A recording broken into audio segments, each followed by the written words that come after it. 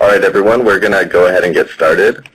Thank you to everyone for joining us for today's presentation on engaging hard-to-reach youth in research and evaluation.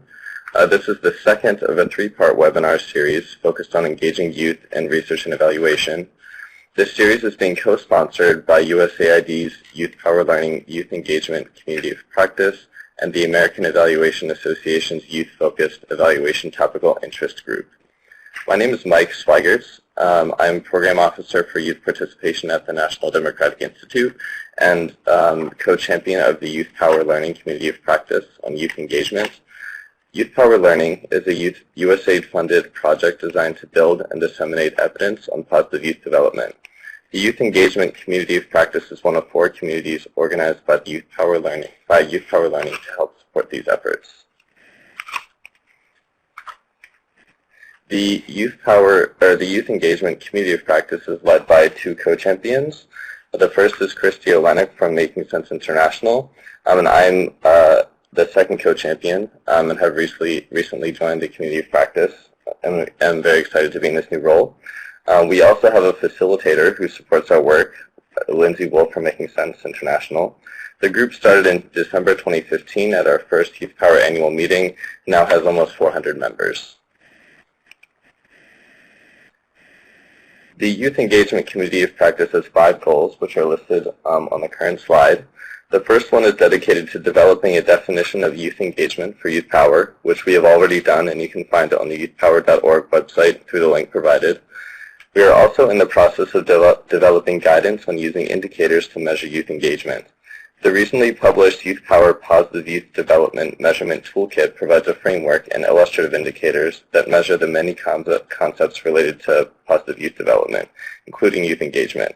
You can find the PYD measurement toolkit on the youthpower.org site under resources.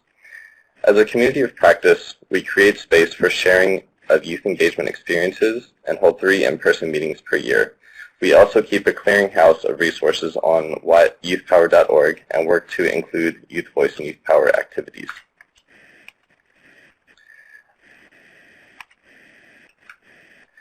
A big thank you to our co-host, the American Evaluation Association's Youth-Focused Evaluation Topical Interest Group, which supports positive youth development practices by concentrating on the needs of youth and adult evaluators, promoting the development and the use of tools and methods in youth-focused research and evaluation. The Topical Interest Group centers its activities around the American Evaluation Association's annual conference, which will be held this November in Washington, D.C. Each conference includes a series of sessions on youth-focused evaluation topics. I hope you can join.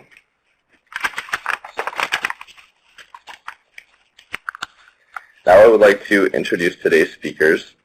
We have Rachel Walsh-Taza, who is the Program Coordinator for Search for Common Ground's Children and Youth Division.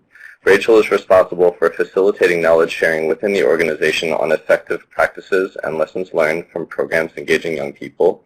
She recently worked with the organization's institutional learning team to produce guidance on designing and implementing youth-led research projects based on Search's experience in Guinea, Liberia, Sierra Leone, South Sudan, Burundi, and Tanzania.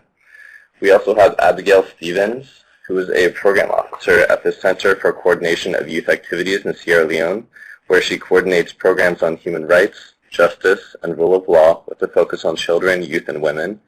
Abigail was the lead researcher in Sierra Leone for a regional youth-led research project supported by Search for Common Ground and the European Commission. Susana Morales is the principal and co-founder of Communities in Collaboration, a participatory evaluation and community engagement consultancy firm in Oakland, California. Drawing on 15 years of experience supporting participatory evaluation and youth-led research, she has been a leader in securing national and regional funding to hire youth and to train them as social agents of change and lead youth participatory action research projects. Ms. Josephine Alidri is a member of the senior management team at AD International Uganda, which is a disability rights organization. She works as head of programs. She oversees planning, implementation, resource mobilization, and monitoring and evaluation and learning activities. Joseph Walugembe has been the country director, also at AD International Uganda, since 2010. He has 15 years of experience practice at the grassroots, national, and international levels. Now I would like to pass the microphone over to Rachel and ask that you listen to the presentations. If you have any questions at any point, we'd encourage you to enter them into the chat box, and those questions will be read aloud to everyone during the Q&A session. Thanks, and over to you, Rachel. Hi, so today I'll be sharing Search for Common Ground's experience engaging young people in research and crisis and conflict. And as Mike mentioned, we'll be focusing on a recent example which Abigail was involved with, a regional research project in West Africa, and then also sharing some of the insights and lessons learned from the guidance note that we've recently developed on youth-led research. So just briefly, on Search for Common Ground, Search has pioneered constructive ways to transform destructive conflict into sustainable peace and positive change for over 30 years now. We've tested out our methods across 50 countries in Africa, the US, Middle East, North Africa, Asia, Europe. And an important note is 89% of our staff are nationals. We work really closely with local partner organizations and communities in every country where we work. And in a year, we engage nearly 1.2 million young people through direct programming, so not including our media programming, which reaches a larger audience. So youth-led research is one of our tools for engaging young people, and we've used it in several countries, including South Sudan, Burundi, the others listed on this slide. What we mean by youth-led research is that young people play a leadership role in all stages of design, data collection, data analysis, and results sharing, so throughout the process. And we've found that youth-led research not only strengthens their research and leadership skills and other transferable skills, but it can also be a way for engaging young people in peace building and actually can help build stronger relationships with other young people and with members of their community through the research project. And then also the findings generated by youth-led research provides really valuable insight into community and conflict issues where we work. So today we wanted to discuss a recent project in West Africa, which was aimed at engaging young people as partners and preventing violence against children. So I'll give a brief overview of the project, and then Abigail will share a little bit of her experience as a young researcher. So the project was implemented at a really challenging time for the region as it faced the deadliest outbreak of the Ebola virus in 2014, which is the same year we started the project. And Guinea, Liberia, and Sierra Leone, where our project took place, were the countries most affected by the outbreak. So Abigail and I will talk a little bit later about some of the challenges that this crisis brought for the project. The goal of the project was broadly to contribute to eradicating violence against children, and it was organized in 3 phases which align with the project objectives here on the slide, but basically starting with youth-led research and consultation with other young people and experts after some capacity building, focus on identifying the worst forms of violence against children in each of the 3 countries. Then young people shared their research findings with key stakeholders, including relevant authorities, social workers, and NGOs working on these issues to help determine the most appropriate tools to reduce the forms of violence that they identified. And then youth worked with a technical consultant to develop guidance manuals that kind of captured those learnings. And then finally, the final phase, young people in coordination with Search for Common Ground and other local partners, use national and community radio programs, short films, documentaries, etc., to disseminate the findings and recommendations to the wider community. And throughout the project, young researchers had adult support and technical guidance, although it was a youth-led process. So our approach to youth-led research is based on the listening and learning research and interview methodology. It's grounded in principles of participatory action research, but it's a methodology created by Search and specifically designed for research led by youth. It relies on natural conversations as an exchange of information and couples that with multiple layers of debrief and analysis to allow researchers to capture and analyze information more deeply. But we developed this methodology because people often feel uncomfortable, particularly in conflict and crisis situations, talking about sensitive or really deeply personal experiences with outsiders, and they even hesitate or mistrust the intentions of research. So we felt like surveys and focus group discussions miss some of the perspectives on what people really think and feel. So what's important about this methodology is that it shifts the act of gathering information. So instead of a one-side interview where the subject shares all of their intimate and private information, it's actually an exchange of experiences where the researcher also shares their personal views and experiences and emotions in a non-adversarial way, so that there's kind of a mutual vulnerability, and this shifts power dynamics which can sometimes arise between researcher and the subject, and allows for a more sincere and fruitful conversation. So we've actually found that this helps researchers engage harder to reach children and young people and community members, because it makes them feel more safe and comfortable to engage with the researchers.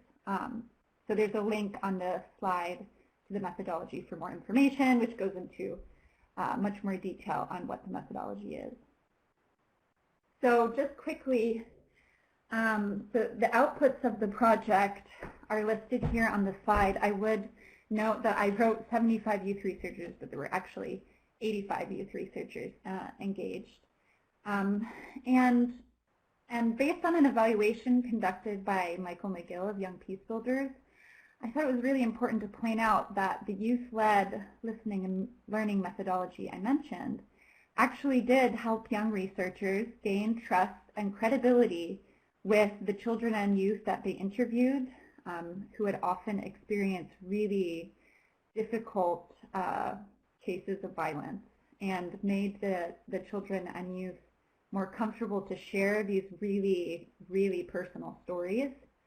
And what came through time and time again was that many of the children and youth interviewed by the young researchers felt that their voice was heard and valued for the first time.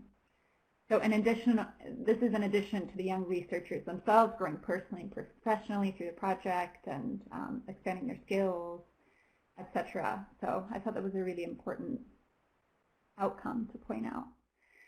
So I'm going to turn it over to Abigail now to speak about her experience in Sierra Leone, where she was the lead young researcher, and about how it went using the listening and learning methodology and working with other young people and the challenges they face. So Abigail, go ahead. Thank you very much, Lucy. I'm very much pleased to share my experience with the youth research. Abigail, could you speak a little bit louder? Okay. Hello? Yes, we hear you. Go ahead. Now in terms of the engagement of youth and the research project, of course the YFE and the COT as training of trainers, and we also as researchers train our colleagues who were selected across the Abigail, you're very soft. We can't hear you. Hello? Hello? That's better. Yes, that's better, Abigail. Okay. There, much louder. Much. There we go. Hello? Can you hear me now? Yes, go for it. Okay. Thank you very much. I said I'm very much pleased to share my experience in the youth-led research as a young researcher in Sierra Leone. To start with, in the engagement of the youth and the research project, we were trained as in the training of trainers, and we in turn also train our colleagues who were selected across the country to undertake the research exercise and we looked at some colleagues who are based in those communities that can speak the language and understand better, who will engage with their peers in their various locations. And it was like youth talking to his colleagues with the consent of their parents in terms of talking to the children, and also the children and youth who are the respondents. We are doing more of the talking in the research by the young researchers. And in terms of challenges faced during the research, it was during the peak of the Ebola crisis when we undertook this research in the entire country. And because of that crisis, we were able to reach our target even though we tried as much as we can. And it was also during the rainy season. There was a heavy downpour of rain, and there was concern all around by parents for them to release us as researchers. There were calls all over. Never mind, we were able to use the L&L methodology, which was a unique one. Of course, this one is more different from a survey, because in a survey it's like administering a questionnaire, and this one is more on conversation. It's dealt on conversation, talking to your colleagues, which brings out more of the issues that are affecting them in their communities. And some of the challenges we faced in terms of our research program is that we were attacked because it was during the peak of the Ebola crisis. So in most communities we were attacked by community people because of probably the apparel we put on our t-shirts, which was white, and it was carrying to them. According to them, they thought it was we were medical personnel. And also we have limitation in terms of the data collection, analysis technique, and categorization of the different forms of violence. And there was a public health emergency in the country which delays the presentation of our analysis and the research findings, as there was no public gathering. It was prohibited in a country. There was also fear by parents, like I said, and relatives for us to go out in the field. And there are also restrictions by some of the communities, as people were not allowed to get, come out of the community as well as gain access into those communities. So it was really a challenge for us. And the strength of this research is that, first of all, we are trained on the new approach, which is a listening and learning methodology. And also the project, the entire project was led by us, the young researchers. It was technically advised and adult supported. We had the support in terms of logistics. We had our rain gears because it was the raining season. We had a first aid kit because of the Ebola virus, and so many supports were given to us to undertake the research. And also there was that determination and enthusiasm to undertake the research despite the in-country situation and the conditions, pressures at home by our parents during the Ebola period. Also, we are able, despite those challenges, we are able to meet our objectives, which changes the perception of youth as being seen as perpetrators rather than drivers and stakeholders in development. And there's also that understanding in the community, as most of us that we are selected in those communities to undertake the research, we understand the terrain as well as the language spoken there. So it was a strength for us. And we were also able to break through the crisis, even though there was all sorts of limitations in the country. And for us, the young researcher, some of the benefits is that it brings out the listening and learning methodology brings out real issues affecting children and youth and educates people on the worst form of violence affecting us in our communities. It also serves, the findings of our research also serve as an evidence base for advocacy, and even the reports and toolkits were used as reference points by both students and organizations for relative work. Indeed, it inspires and motivates us to be change makers, and also there was lots of transformation in our lives for us, the researchers. As some of my colleague researchers now had their own organizations, have set up, registered their own organizations, and even for me, my status in my organization has also improved. And to conclude is that for me, as the lead researcher in that project, the listening and learning, which was a unique methodology, of course it was a new skill required for the execution of the research according to the quality standards through the capacity building sessions that we had.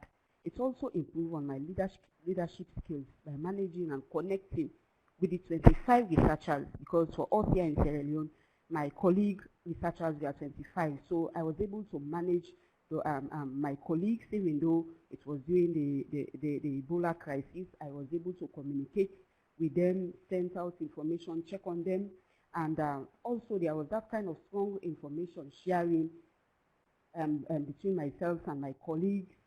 We had WhatsApp created for us to share information, and we ensured that everybody was safe and secure in their various communities where they were doing their research. And it also built my confidence and trust in my and my colleagues also, because we are working as a team. It was a teamwork, and also increased my recognition not only to my organizations but also to other institutions because of the findings and the reports that was disseminated. We are now called up on meetings to share experiences, to be part of committees that looks at research for young people. And also, I think I'm very much proud, and it's been my self-esteem. Very much proud because there are so much opportunities for me, even for the dissemination of the findings. We went all around across the country. Abigail, could you stop a little bit? To share the findings of our research. So it was very much interesting. It was a unique opportunity for us, and I was so passionate and determined to take very good care of the project and ensure that it succeeds. And I think my expectations are met. Thank you very much. Thank you so much, Abigail. I really appreciate you sharing your experience. And you've covered a lot of the points that I was about to cover, so that's great. So I'll just discuss, maybe I'll touch on just a few points. I know we're limited in time before the next speaker.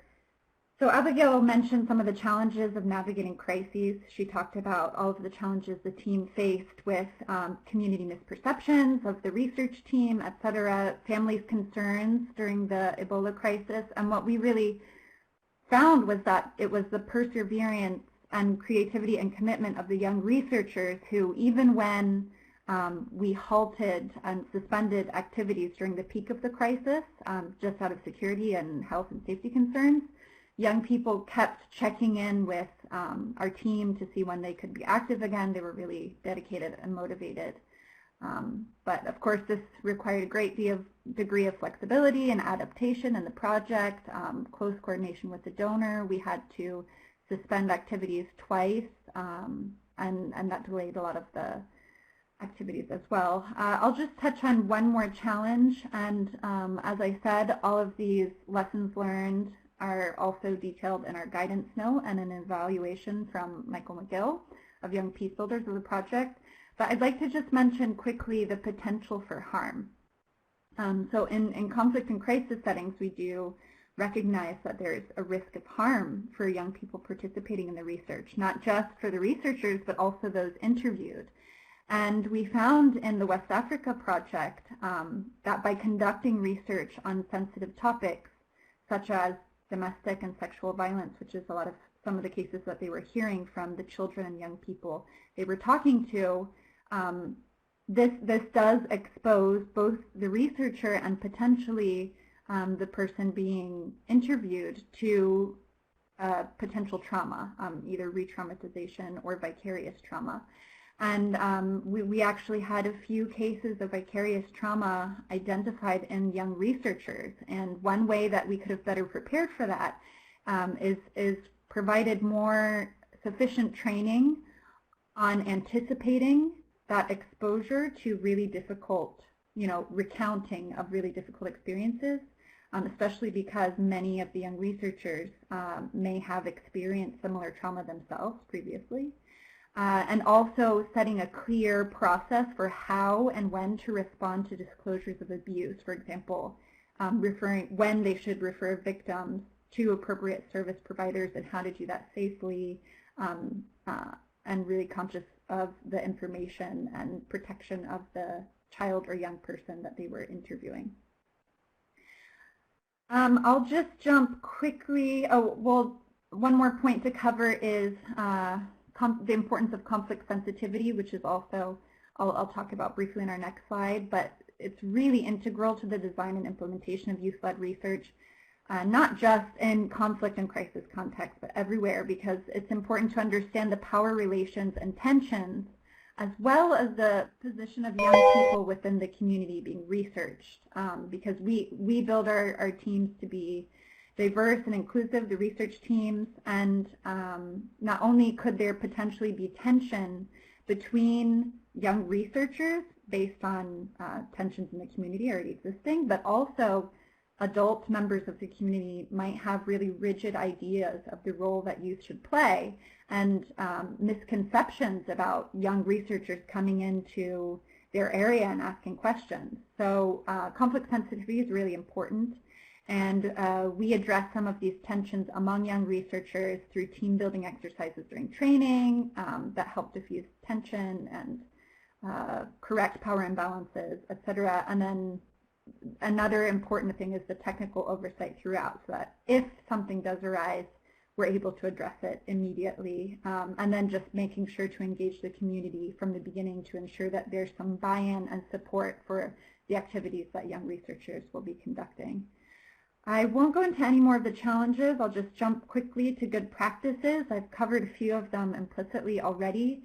Adult support and technical guidance is something that we see as critical to ensure high quality of research produced, but also to help ensure protection of young people without jeopardizing their leadership, of course. And so just making sure to budget and adequately resource technical support for different types of activities. Like for the putting together the manual, we had a technical consultant support that work. And then, like I said, building a diverse research team can help not only ensure that research is more nuanced in its understanding of different groups within the community, but it also actually does create an opportunity for somehow some peace building among the young people, increasing interaction and tolerance between different groups just by being represented in the research teams. And then finally, what we found is that a lot of young researchers at the end of the project were really interested and motivated to continue, and so being able to direct them if the project won't be continuing or there won't be another similar project that they can participate in, being able to direct them to other meaningful activities where they can take action now that they've built knowledge, they've started some advocacy, and then can continue that energy going forward. And our guidance note has more information on this project and other projects, and I encourage you to read it for more information. Thank you so much.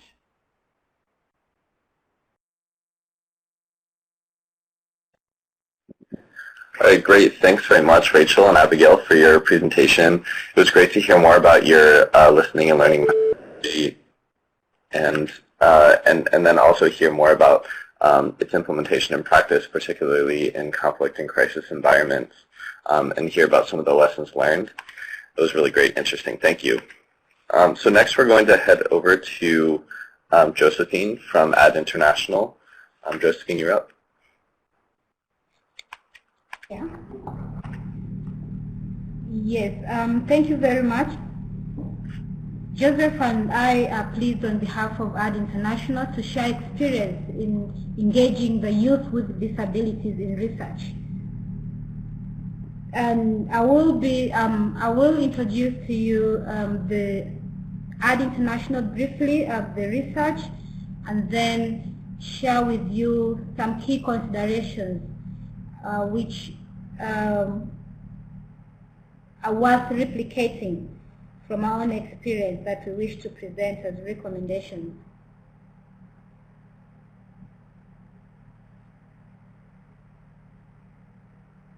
AD International is a disability rights organization, an ally to the disability movement that has 30 years experience of working with persons with disabilities and organizations in Asia and Africa. AD works to achieve independence, equality, and opportunity for persons with disabilities living in poverty. Our headquarters is in the UK.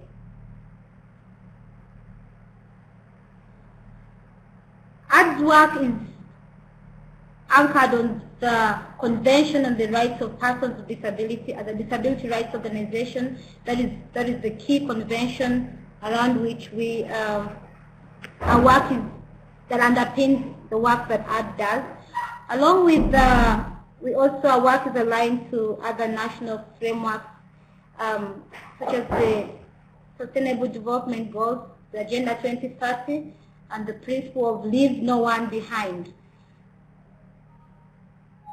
And from October 2015 to December, AD implemented a global research project known as the Market-Based Solution for the Extreme Poor.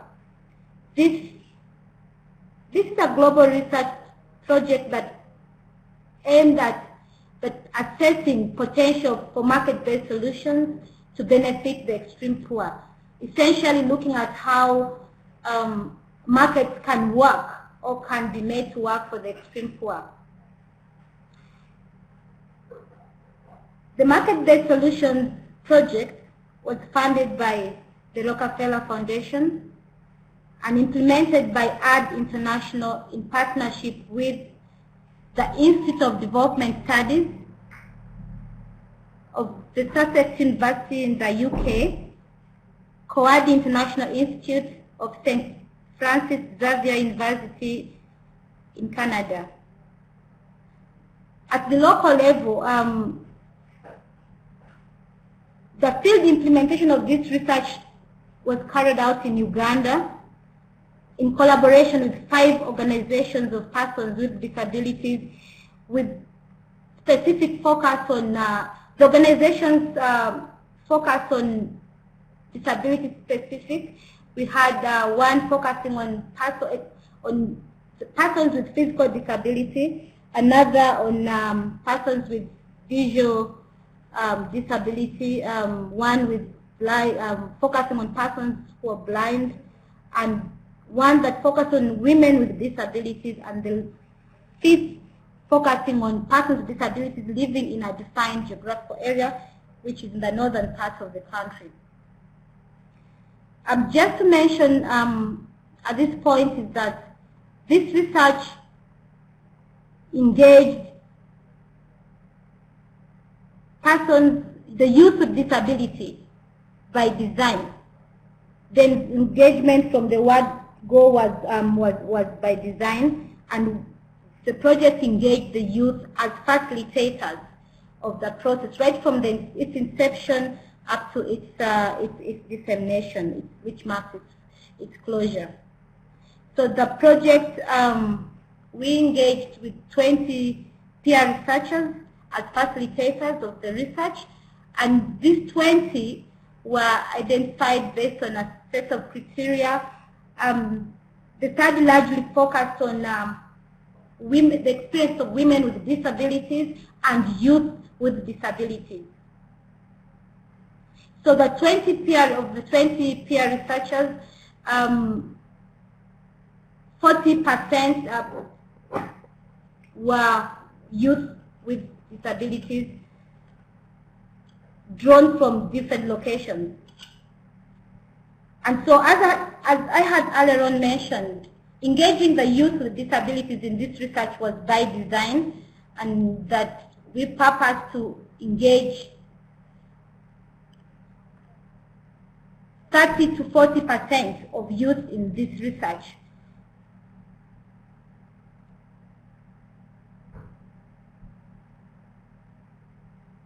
And so that in terms of our targeting, the focus was on experience of the marginalized youth and women with disabilities, but also in terms of targeting, we also targeted the youth with disabilities across different locations, hard to reach locations, as well as the youth living in the urban poor locations within the city.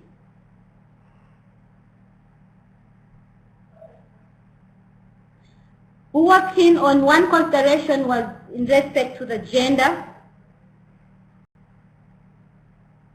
Sixth aspiration was from the word go to engage 60% female youth and the female in this research, and that we did realize, and also ensured representation across disability, with the exception of the youth with intellectual disability. And this was because as an organization at that point in time we did a self-assessment and reasoned that we did not have adequate capacity to effectively engage with persons with intellectual disability. And so when we share this experience, we would like that you take note of that exception. And in terms, the other criteria that we looked at pertain to education. We looked at the youth that had very low levels of education to none.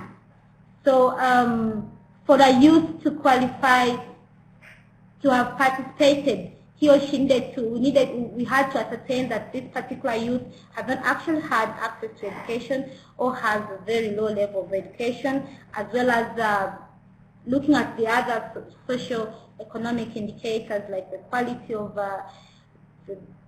the location, we're looking at the quality of housing, we're looking at the levels of income.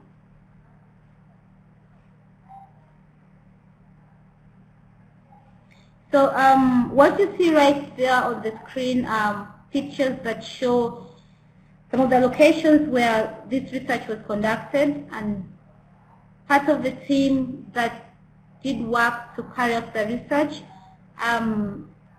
The lady that you see in red is a blind lady. She's being guided by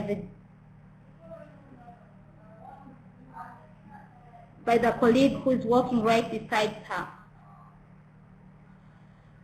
So when we say that the market-based solutions engage youth with disabilities by design, this is essentially what we mean.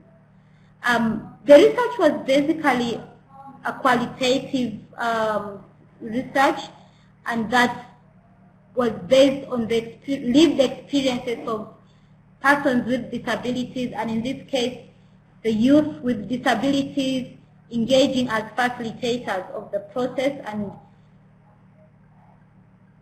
engaging as peers. And so the idea was to use a peer-led approach in the sense that the youth that participated as facilitators shared characteristics with the study participants. And so this provided for an engagement, because having had the lived experience, having had the experience living with disabilities and engaging, that provided them the unique advantage of sufficiently connecting, understanding the experiences, and resonating with the stories that were collected. And this brings me to mentioning that the key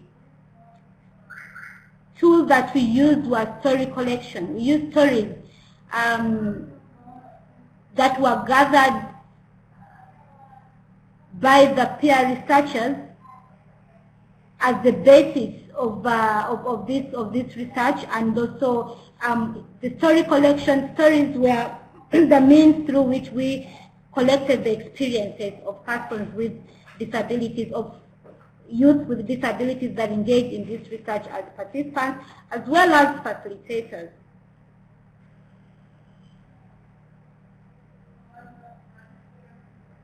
The picture that you see right here is of one of the research participants. engaging in the activity of livelihood in a rural community, which is farming. And that is a lady with disability. The next picture is one of a female youth who is deaf, engaging a youth that is involved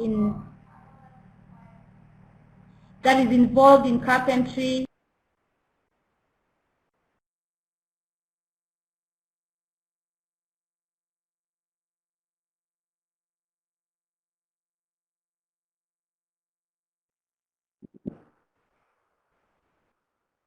Josephine, your sound is cut out for us.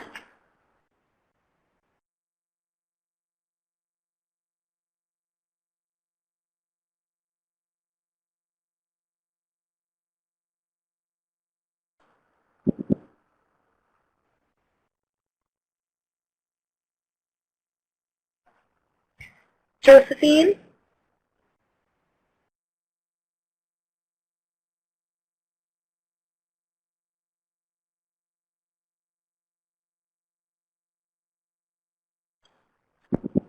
Hi everyone, we're just going to give Josephine a minute to see if her audio connection comes back online.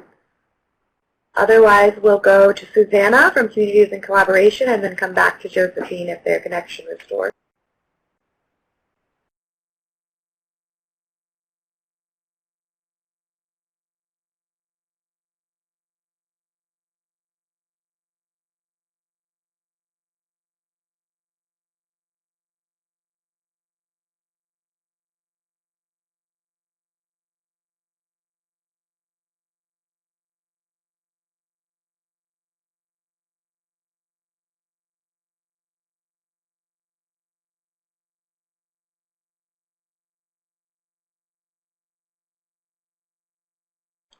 All right. Okay, I think Josephine had a dropped connection, so Susana, we're going to go ahead and go to you for now.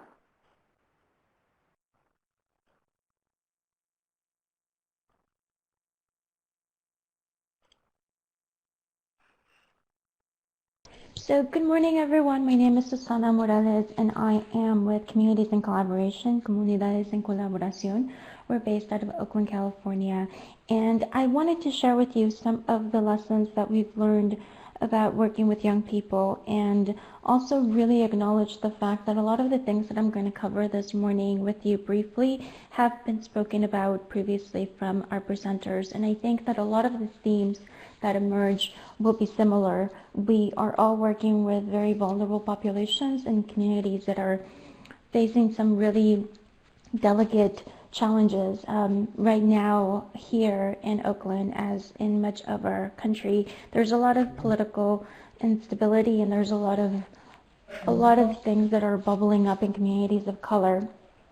We've worked with young populations from low income to definitely opportunity youth involved in the juvenile system, but also youth of color and LGBTQ. For this particular presentation, I'm going to tell you a little bit about the work that we've done with English learners, undocumented, and immigrants. And I think that you'll see that some of the challenges and the opportunities with this particular segment of the population resonates with others that have presented prior. So just to let you know, I really want to start off with the positive and with the benefits of working with young people. I think that you've heard before, and we really believe in that stories are valuable data, and oftentimes they're not given that much of a credit. But when you're working with young people and young people from different cultural backgrounds, stories really play an important part in helping the researchers and the adult allies understand where they're coming from and what it is that they're seeing in their communities and what we can do in collaboration with them to improve and to transform their communities. I think that one of the really valuable benefits to working with young people is that their perspective and their understanding is completely unfiltered. They'll tell you just about everything. And I think that is something that it's a trust that you have to earn, but it's also something that's really powerful and guides the work very much. Also, the fact that you are being empowered. You're being empowered as an adult ally, you're being empowered as a researcher, as an evaluator, and you're also empowering young people. Young people more than likely will stay in their communities for a while, specifically the communities that we work with, and I think that it's important that we leave them with transferable skills, that we leave them with an ownership, a sense of agency, that they can in fact be empowered and transform their communities. And then ground truthing the data. I think that we love to collect data. We love to collect numbers and see numbers, and asking young people to see that data and to guide their understanding of the data, but also to ground truth the data and ask them if that's really what they see, if that's really what they think it's true, is really important. They are the ones who more than likely ride the bus to school. They are the ones who are looking for a job. They are the ones who are navigating educational systems. And I think that that information, that knowledge is incredibly valuable to the work that we do. In this one particular picture, which I love, we had a group of young people do a project in their community, and one of the things that came up the most was the dumping in their community and how that impacted their sense of pride. And so towards the end of the project, the young people partnered with the city of Oakland and did a cleanup of their community. And I think that that shows that what they see is important, and also how they see them taking action in their community is equally as important. As far as the approaches that we've used in working with vulnerable young people, we've done youth focus groups, we've done key informant interviews with adult allies. When we're working with undocumented youth and immigrant youth and youth that are in a specific cohort of they're just vulnerable, oftentimes talking to the adults that they trust and learning how to also share their stories is really important. We've also done individual interviews with young people. I think that there's a lot of opportunity to learn on a one-on-one basis. We've also done youth-led research, which is something that you've heard from the other researchers. I would just add that one of the really important things is that young people report back to the community and report their findings to sort of close that circle and to ensure that their experiences and their learnings are validated with the rest of their community. One of the other things that we've used in the past successfully has been photo voice, and this is a way of also reporting findings, but it's a way of young people taking a camera, walking their neighborhoods, their communities, and taking pictures of what they see, and then they go through a reflection process on what it means.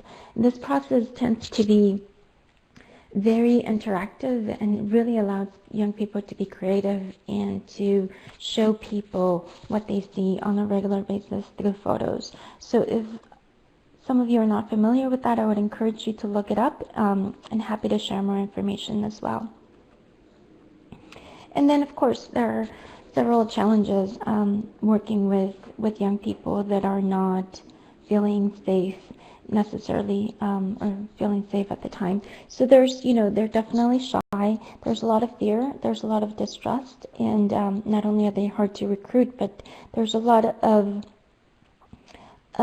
just the sense of they don't know where to go, who to reach out to, and I think that this is where talking to the trusted adult allies and to the partners in the community becomes a really critical part of understanding how to work with them and how to understand where it is that they are coming from. This one picture is from a project that we had the opportunity to evaluate, and it's definitely a project that works with undocumented young people. And one of the ways that they encourage young people to express their emotions and their feelings and really understand their community and their political environment as a whole is through murals. And so what they've done is that they take the young people through a youth research project, and at the end they create a mural in their community representing stories from their parents, stories from community members that have come from other countries, stories that represent their cultural background and pride and so forth. So I think that that is something that the creativity is important when you're working with young people. As far as some of the lessons and some of the things that, are really important when we're working with young people is to, again, partner with community organizations that they trust and that they have a relationship with before. Usually it's an easier way to get in contact with the young people that way. Another one that is really true to the people that we work with, it's just to show up. And by that I mean that we just don't show up when we have a focus group, we just don't show up when we have an interview. We show up in their community and we're present in their community and we show respect. So we've done tabling during lunchtime at high schools, we've done community events, we show up. And I think that that's important because that is how we gain trust, but that's also how we show respect. Another thing that we think it's really important is to be transparent and honest. There's a lot of things that we don't know. There's a lot of things that we don't understand. There's a lot of stories about what it was like to come to this country that some of us might not relate to. And I think that being transparent and honest and acknowledging that is just an important way to let them know that we don't know everything. The other thing that I would say is that being open to outcomes and also being open to how they want to demonstrate what they're learning. And in this photo, it's from a project that we were doing with young people, understanding education and how they viewed the importance of education. And this is how they wanted to show it. So the blue figure goes to high school, graduates high school, goes to college, becomes a doctor, buys a house, has cars, success, healthy. The pink figure doesn't go to, doesn't finish high school, drops out, becomes pregnant, has a kid, has all of these different challenges. And I think that when the young people presented this pathway to our adult allies and our adult partners, there was a little bit of tension because this is the way that they see the world and this is the way that they want to show what they're learning, and I think we have to remain open to that. As far as cultural humility, like I said, there's specifically, and perhaps not uniquely to Oakland, there's a lot of different cultures that are being represented, and I think that we have to acknowledge the fact that we can't cover every culture, but we have to also recognize the fact that we are coming into somebody's home, we're coming into somebody's neighborhood, and we just have to be humble about it and respectful. Another thing that we've found to be really important is just being aware of our age differences. We tend to be adults and we sometimes believe that we know more than young people, and that's not always true. So being aware of the fact that there is an age difference, being aware that as a researcher, as an evaluator, there's definitely a power dynamic as well as an age dynamic that needs to be considered. And with that goes creating a safe space just so that the young people and the community members that we're working with feel like they can share. And as far as the lessons learned, from doing evaluations with young people that are from very challenging segments of the community, undocumented, immigrants, LGBTQ, there's a lot of learnings about the programs that serve them and how the programs are not only providing one benefit, but they're really comprehensive programs that provide multiple benefits and really focus on youth development and empowerment. I think that all young people and community members really deserve a chance to become agents of change in their communities, because once our projects are done, in reality, they're the ones that stay there. They're the ones that continue to live there. And I think that it's our responsibility, our ethical responsibility to a certain degree, to ensure that what we do does not cause harm, as being mentioned before, that there's something that's left behind and that there's capacity building. And I do see some questions which I think we will cover now.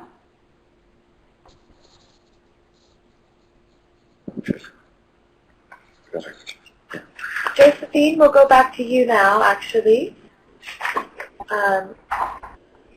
Thank Can you. we get your slide? Sure. Thanks, Susana. Of course, thank you. Yeah, thank you, and sorry for that interruption.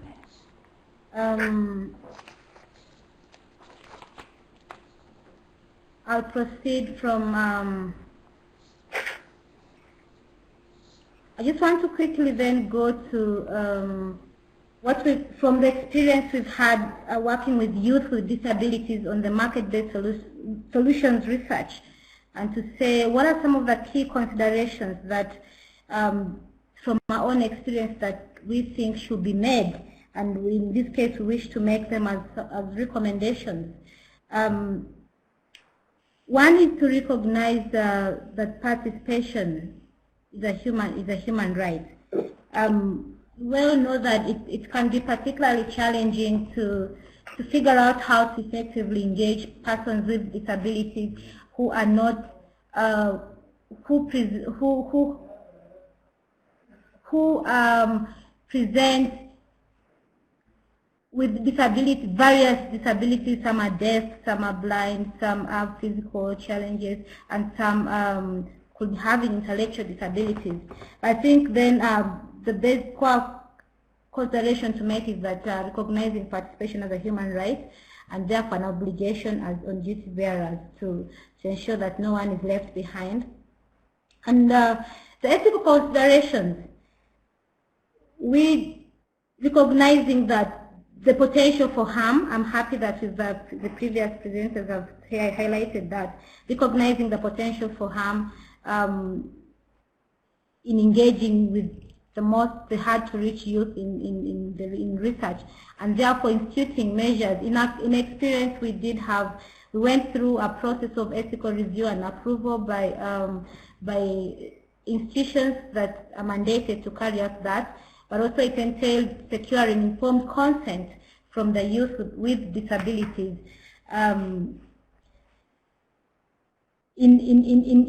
communicated in a language that they understand, and also that it's surely informed. It's not just consent, but informed consent. The other bit consideration to make is that is more to do with the risk, managing risks, mapping the potential risks, and also how we mitigate that and respond. We had an experience in one of the engagements where a peer researcher who is a female youth who is deaf lost her way, and so that, as you all can imagine, that was it was quite one of those instances that you would wish to avoid. But then, as organizations that are working on this research, we did respond very well and in good time, and were able to locate her. So anticipating such scenarios is very important, and instituting measures, and especially when you're engaging with youth with disabilities. The other key consideration had to do with adult and child safeguarding. Young people, when we talk about young people, this could be any from 12 to, there's an age where some of the young people are actually children. If you look at some of the definitions of who a child is, or who a youth is, it encompasses children, and so instituting child safeguarding measures is that one of the key considerations. The other is collaborating with organizations of persons with disabilities. We did work with these organizations. They provided a useful link, because the organizations of persons with disabilities that work directly with these youth, and so as International being an organization that doesn't work directly with communities, we found this a very useful link, and that working with the organizations, we did identify the rightful youth to participate and facilitate this research. And the other consideration is about recognizing and responding to diversity, not considering the youth as homogeneous. Diversity in respect to gender, in respect to the nature and type of disability, being cognizant of that and ensuring that we appropriately engage with this diversity is quite critical if we are to effectively engage youth that are hard to reach. And the other consideration is, again, the methodology, use of an appropriate research methodology and tools. In the context of the market-based solutions research, it entailed using a peer-led approach and the life story. And stories indeed are we do affirm, stories are a very powerful way of collecting information, gathering data. The other is capacity building, because oftentimes research and evaluation is seen as something that is technical, it's a reserve of some few people, but then we also did recognize that it's actually that you can engage.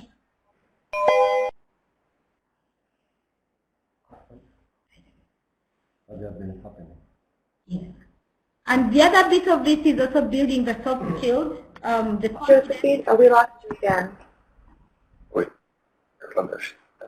Sorry? You cut out for a minute, but we can hear you now. Okay. So the pictures you see are pictures of the engagements around with peer researchers, the youth, the training sessions where the youth did design story prompts, the data collection tool being the story prompts, how they will collect the stories, and steps of story collection, reflections, and we also want to highlight the fact that reasonable accommodation is very important when you're engaging youth with disabilities, being able to understand and respond to the kind of disability-specific support, and this could be by way of engaging sign language interpreters for the deaf, engaging guides for the youth that are not sighted, and the role of support, appreciating that the youth with disabilities whom engage in this research did not have the literacy skills. We had to engage support by way of the social assistants who were very who were well oriented on the fact that the youth with disabilities were at the lead, and therefore their role would be limited to only support. And then the other consideration is technical backstopping. We had the Institute of Development Studies that is renowned for work around participatory research, innovations around participatory research, and this was very important. And for us, we would say the other consideration is being open to learning, learning, because it's as we learn, being open to learning and responding to the experience as it unfolds. And I would also wish to highlight the fact that when engaging with youth with disabilities, we need to look at resourcing as a factor in terms of the time and the finances, and in this case, not looking at them as a necessary cost, but as a key consideration to make, because this includes provisions for reasonable accommodation. Then finally is to say the commitment. One key consideration is the commitment, the determination, and the positive attitude of the research agency, and in this case, AD International and the partners, to engage with youth with disabilities.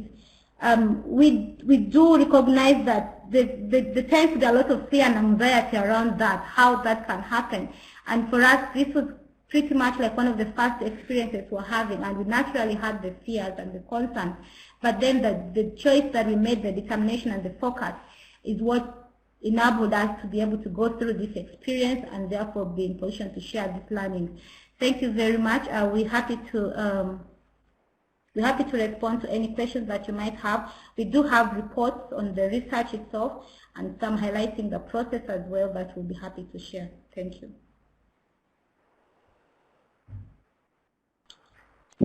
All right, thanks very much, Josephine, for your presentation. Thanks also to Susana. We had to jump quickly between the two speakers. It was really great to hear some of the lessons learned and considerations from your work. So now we're going to move on to the Q&A session. So we're going to be reading out some of the questions that have been shared over the chat during the presentations. And so if you have any further questions, anyone, feel free to add them. So first we have a question from Jen Heath for the Search for Common Ground team. Jen was wondering if you can expand on how to mitigate vicarious trauma for the researchers, which you mentioned is a challenge in some of the work, and sort of a part of the key do no harm approach. Generally noted that if they're sharing their own stories conversationally, this must be a really massive challenge. So someone, either Rachel or Abigail, would you be able to address that question? Sure, I can answer that. So yes, it is a massive challenge, and one of the things that we came away with after consulting with a few different mental health professionals is really focusing on the preparation side. So that means not only budgeting and planning for a mental health professional to be available throughout the project, not just to help with some training, which I'll discuss, and debriefing, but also in case there are cases that arise that actually need some focused attention, having already contacted a mental health professional and knowing that they're available is really important, particularly when researching topics that deal with sensitive issues like sexual abuse among children. Then some other measures that can be taken are making sure in the training and capacity building for young people that both young people and the adult or technical supervisors who are going to participate in the project are trained on trauma exposure so that they know how to identify if they're experiencing it and the responses that they may experience themselves, and then also how to identify and cope with these responses. And it's really important during that training to give young people the chance to reflect on their own history or exposure to trauma, because that does increase vulnerability to experiencing vicarious trauma. And they may even, it's worth it to remind them that they can opt out of the project if they feel like their personal trauma history would make conducting research too uncomfortable. And then it's also important for them to reflect on ways that they could maintain their own resilience while hearing about traumatic experiences, how they can prepare to hear it, because that actually does help. And that session could be facilitated by a mental health professional, which also gives the young people a chance to kind of build up some trust with the professional and maybe speak to them one-on-one after if they need to. And then a second really important part of that is establishing a very clear procedure for the young researchers on how to respond when there are violence or cases of violence or abuse reported to them. So as long as they know very clearly what to do, that does help a little bit with vicarious trauma, because a lot of times this feeling of helplessness and not knowing what to do can increase potential for experiencing vicarious trauma. And then that clear procedure connecting to appropriate authorities also can help protect the confidentiality of interviewees, so that the information, if this young researcher is so upset, they know how to disclose very responsibly information about the case they've heard about. And then the last thing we say is making sure that there are regular chances for debriefing and discussion within the teams of young researchers. So as part of our methodology, at the end of every day, they debrief on the data that they've collected through conversations, but having a separate conversation that is very clearly delineated from the data debrief. There should be a debrief on how they felt that day, what was hard and what was hopeful, because that does help a little bit with the resilience for hearing all of those traumatic stories. And then having as well a debrief session at the end of the project, preferably facilitated by a mental health professional, to identify any issues that have come up and to discuss, how to address them. I hope that answered the question. Great, Rachel. Thanks so much. That was great and very, very nice, detailed response. So our next question is from Laura Gagliardone. I hope I'm pronouncing your name correctly. But her question is for Josephine from Ed International, and she's asking, how would you define disability? Thank you very much. I'm Joseph, here seated with Josephine, and I'll try to make myself relevant here.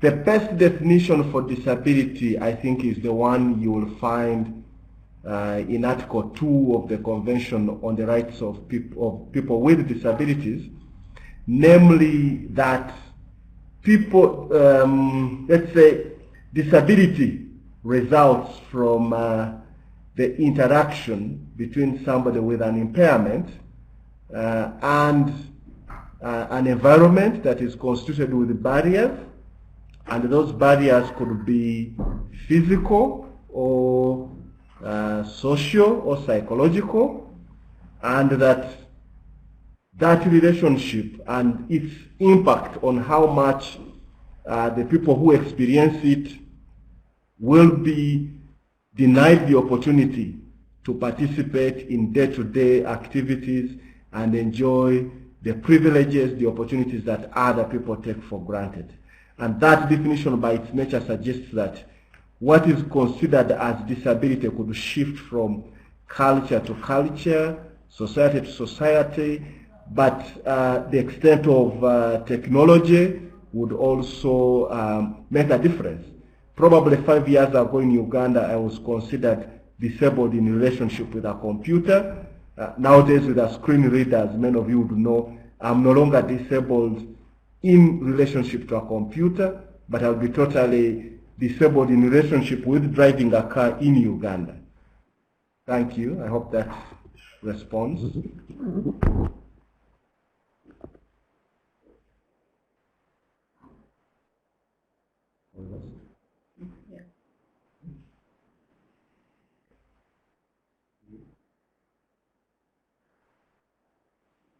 There's no progress.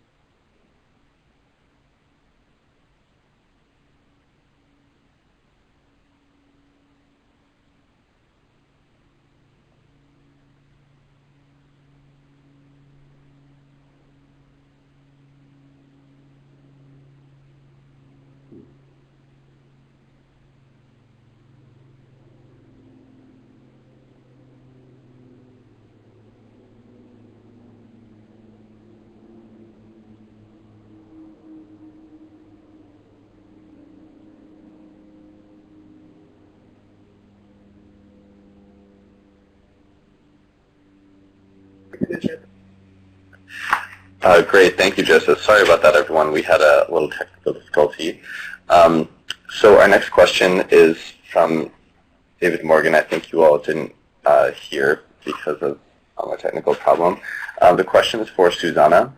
He's wondering if Communities in Collaboration works with youth who have been involved in gangs, and if so, what the approach is. Susana, would you mind taking that question?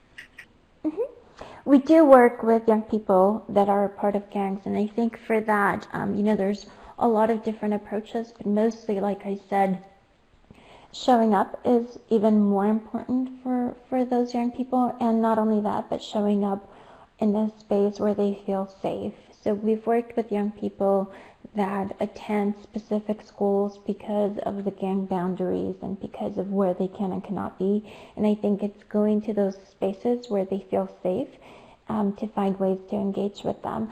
I also think that, when you're working with people and young people that are particularly, at risk of being in danger, and they have that sense of being at risk of being in danger all of the time, is really having those individual conversations with them and giving them that space to be who they want to be and who they can be, but doing so in a way that's respectful and allows them to do it in a safe, comfortable space.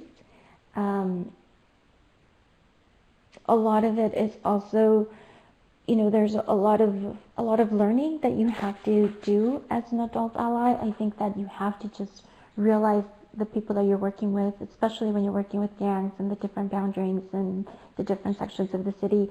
In Oakland, it's very clearly divided, and people sort of know where those places are. But the adult allies can also guide you and tell you where you can and cannot go and who you can talk to and not talk to. So I would say the approach tends to be more personal, more one-on-one, and really showing up, acknowledging the fact that you are in a space where they feel safe and letting them stay in that space. I hope that answers your question. Great, thank you, Susana. So we have another question for the Search for Common Ground team. This question is from Carolyn Davis. She is wondering, basically based on the presentation, she understood that the people who the researchers are engaging with are might not necessarily be youth themselves. And so she's wondering if your research methodology differs when the youth are engaging with different age groups, for example, either young children or adults. So I can answer quickly. This is Rachel, and then Abigail can speak a little bit about her experience, because this is something that we also had discussed previously. So the researchers themselves were between the ages of 15 and 35. The majority of them were above 18. And the young people they were interviewing did span to younger ages. They were primarily in roughly the same age group, but they did also interview children as young as 10. And that was a challenge in some ways. The listening and learning methodology is designed to be really flexible and adaptable to the person that you're speaking with, and involves, like an exchange of information and experiences where the researcher often follows the topics that the person they're talking to brings up. So we did find that children, or I would say the younger people and the younger age groups, were willing to speak to the researchers who were from slightly older age groups, and it was a conversation.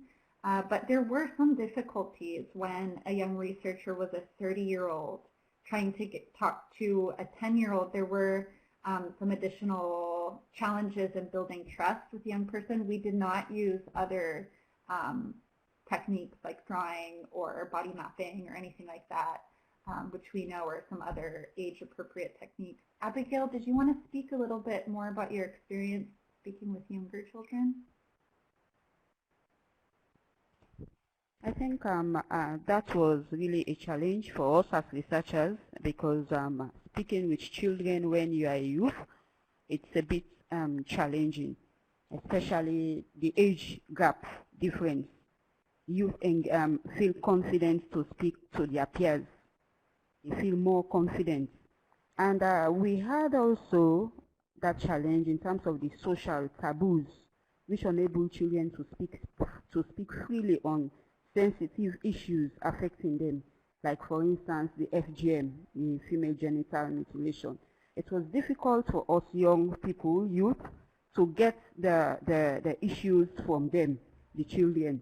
So in fact, for example, I went to a community with my team, and we were discussing with a child who was a victim of the FGM, and she told me outright that she will not say anything to me because I'm not a member of that society. If I'm not a member, then she won't say anything. So luckily for me, my team, my colleague member was also a member. So we switched roles. She discussed with the child to get the issues from her while I was listening, because being that it was an informal, the listening and learning methodology, it's an informal way of chatting or discussing with children and youth. It's not like a formal something that you just, sometimes we meet them in their playground, we meet them where they are cooking, they are doing their chores. We tell them stories in order for them to be open up, to feel confident, to build that trust in them. So we use different techniques in order to get information from them, but it was really challenging for us youth to get issues, to discuss deeper on issues to children because of the age gap. And I think that could be one of the recommendations for the listening and learning approach, which is very good, unique, for children also to be trained for them to engage their peers, because I see that much more fruitful. They speak more freely to their peers rather than elder people. which they feel shy to express what is affecting them, maybe because of fear of intimidation, discrimination. But when they are talking to their peers, they feel more confident, because that was what we were doing. We try to build trust. We try to share our experiences in one way or the other for them to be more relaxed and feel confident to tell us exactly what is affecting them. Thank you. Hello? All right, great. Thanks, Rachel and Abigail. So next we have actually two questions for Susana, and they're pretty quick, so maybe I can read them both off to you, and you can respond to both. So the first is whether you could speak to your experience engaging youth in the criminal justice system, and the other one is a question about more information about the mapping exercise with the two trajectories. Yeah. And I'll be brief, but happy to continue the conversation otherwise. We have done a lot of work with young people that are part of the juvenile system and the justice system, and I think that that's always an interesting experience because it's always very unique to the young person and to their situation. We've done a lot of work where the first time that we worked with young people that were part of the system, we were having them go out into the community and do community surveys. And one of the young girls, she was only 16, was wearing an ankle bracelet. And so her probation officer came to my office a few days later wondering why her ankle bracelet had detected all of this movement in a community that she wasn't allowed to walk around. And I think that that is, the stories that represent the conflict and the challenges that the young people face and that are part of the system, and also the way that the system views the young people. And so I think that for that particular case, we had to get into a very deep conversation with our probation officer, telling her what it was, what it was that the girl was doing, why it was important, and why it would help her in the future. We didn't win the battle. The girl had to stay on site, and she ended up doing more of the data analysis and preparing the field kits and doing other things. So when I say that sometimes you have to be open to outcomes and be flexible, that's an example of that. When you're working with someone that's part of that community and of that system, you have to remain open to changing your plan, to allowing them to feel empowered and to do something that they want to do, but do it differently.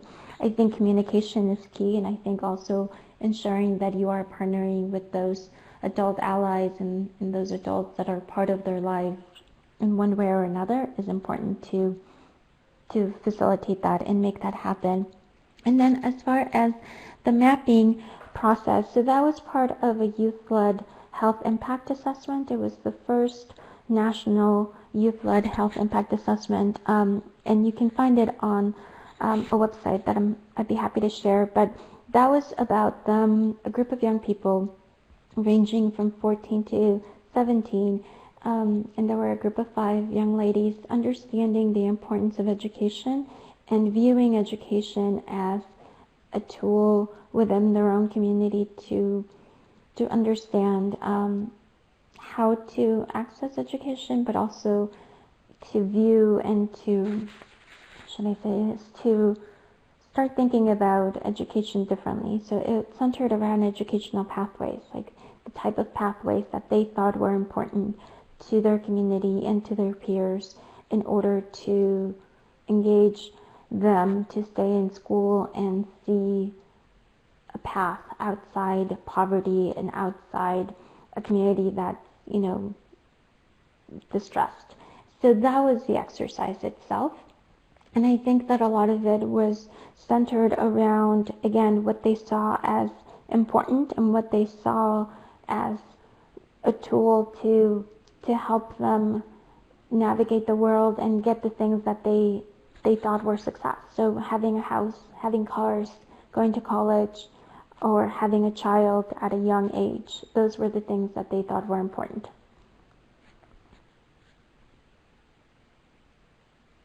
Great, thank you, Susana. So since we're running out of time, we're just gonna pose one more question. There are a couple of others, but note to those of you whose questions weren't asked, we're going to follow up in a message with some answers from the speakers, so not to worry. You will get your question answered.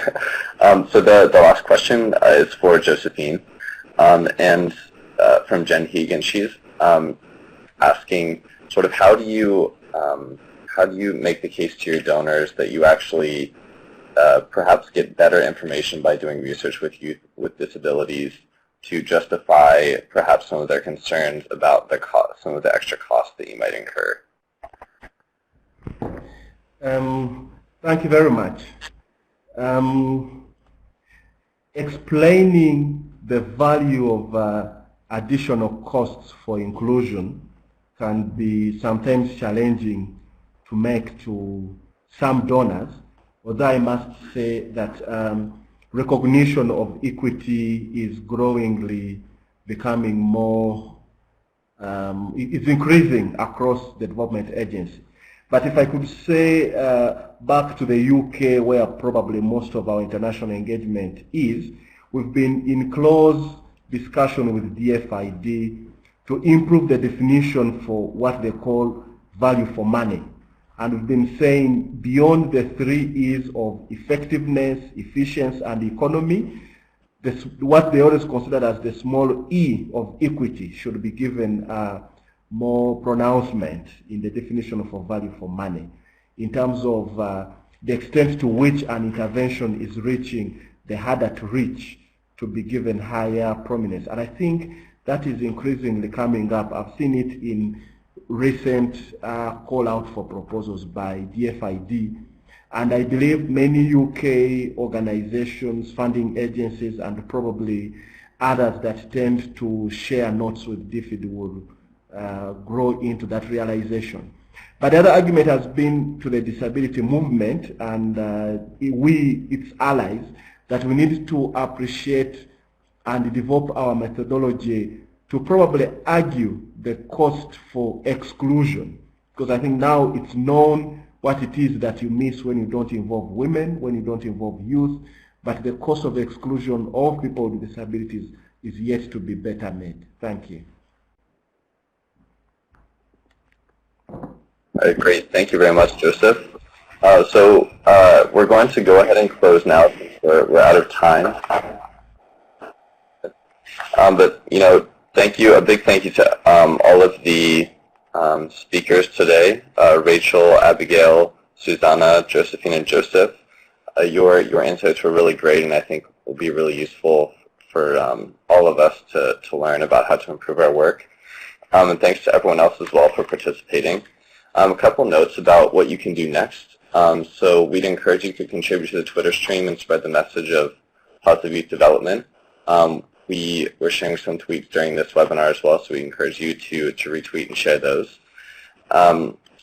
We hope that if you haven't already, consider joining the Youth Engagement Community of Practice.